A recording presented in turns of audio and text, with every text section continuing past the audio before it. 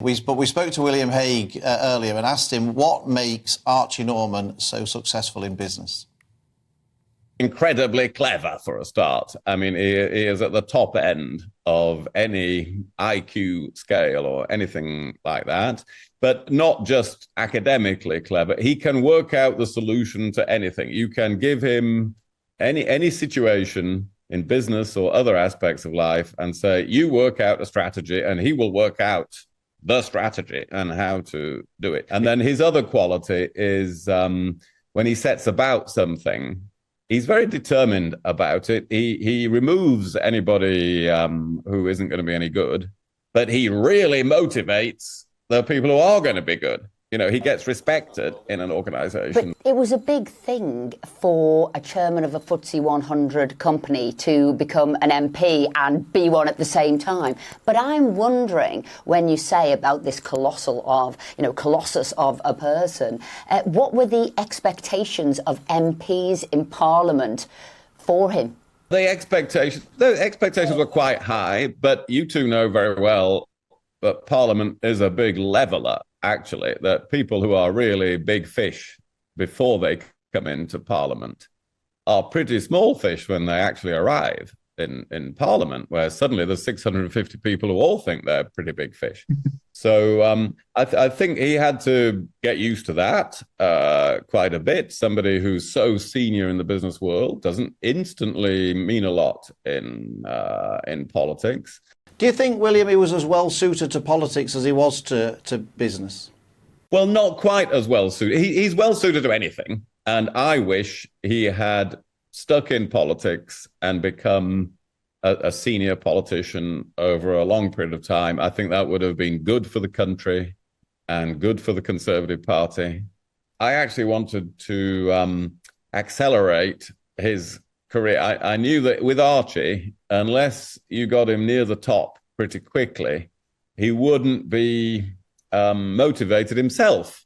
Well, he's very good at motivating other people, but you have to work out how to motivate him, and that's what I was trying to do. Well, on that, William, you did accelerate his promotion. You decided to put him up against John Prescott as the shadow to John Prescott. Now, I wondered why you chose Archie to shadow John Prescott. Was this your sense of humour, or did you realise that a towering intellect was going to be required to take on John Prescott? There was a touch of humour in it, that famously chaotic John Prescott up against this superbly logical person whose arguments you could never escape with Archie. But there was more to it than that. This was my attempt to catapult him, if you like, into the senior ranks, that he would be shadowing the Deputy Prime Minister. You must have some fun stories or something that you can tell us about Archie. You've got to spill the beans in one way or another. Well, he's such a controlled person, actually. There aren't stories like, the day Archie, had too much to drink or that sort of story doesn't exist. As far as I'm aware, that any story for me is about the reaction he got from other people, knowing that he was this great McKinsey person, consulting person, and that I'd worked there when he became chief executive, and we invented the idea of the MPs going away on a retreat, which, as you know, they've done pretty regularly since then. That was the first time it ever happened. Archie and I thought of that. We'll take them all to a hotel. And the word spread. I think it was the late Alan Clark who spread the word in the tea room. That Archie Norman, he's going to make us all share rooms. And would pick on people and say, you're going to have to share with Anne Widdecombe and that sort of thing. And the MPs got very arrested. Their delegation came to see me to say, we're all going to have to share. Archie Norman's going to make us all share rooms. And this was all complete nonsense.